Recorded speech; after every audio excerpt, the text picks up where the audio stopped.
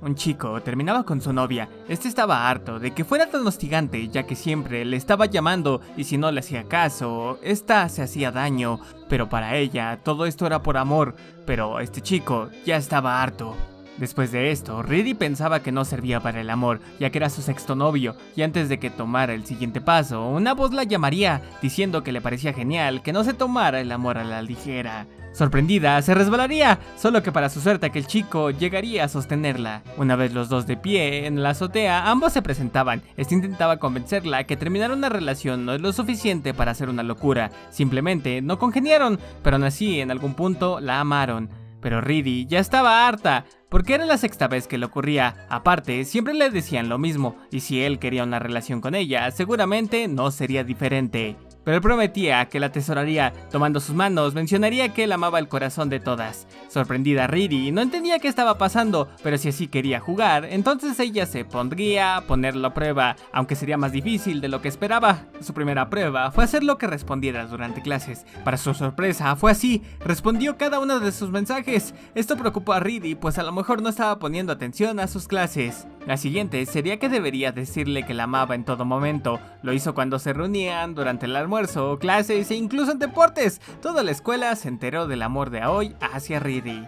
En otra, Reedy mencionó sentirse sola al estar en clases diferentes. Claramente esto sería un problema, pero no para él, que con la excusa de decir que su novia se sentía sola, él necesitaba estar ahí. Aún así, su clase estaba por comenzar, así que su maestro lo apartaría. En otra ocasión, Reedy le decía que no quería que hablara con ninguna otra chica, y si era el caso, Reedy lo haría por él. Si era así, entonces tenía que volverse el intérprete. Susurrando, le decía te amo. Al parecer, esto fue suficiente para Reedy. Reedy había preparado un bento para él, pero también traía un postre, y es que tenía un poco de sangre de una pequeña cortada que se hizo. Si de verdad la amaba, debía tomarla. Reedy pensó que ganó, pero en eso Aoi mencionaría que no tenía que lastimarse para que estuvieran conectados cuando podían darse un beso, y antes de que ocurriera, Reedy mencionaría que necesitaba un médico porque le dolía demasiado. Claramente Aoi correría con ella hasta la enfermería mientras todos observaban.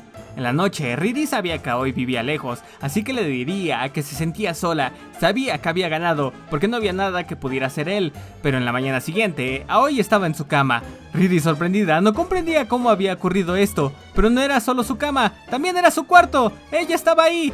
Al ver que se sentía sola, Reedy le pidió permiso a sus padres para llevarla a su casa, y lo único que ellos dijeron fue que la cuidara. Bueno, aún faltaba que le dijera Aoi a sus padres. Reedy no sabía qué pasaría de esto, aunque la respuesta fue más optimista de lo que esperaba. Ahora comprendía por qué él era así.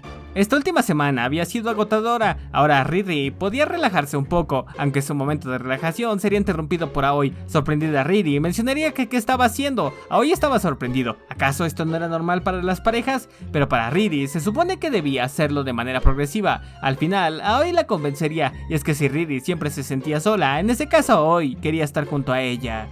Listos para su primera noche juntos, Reedy se sorprendía de que dormirían por separados.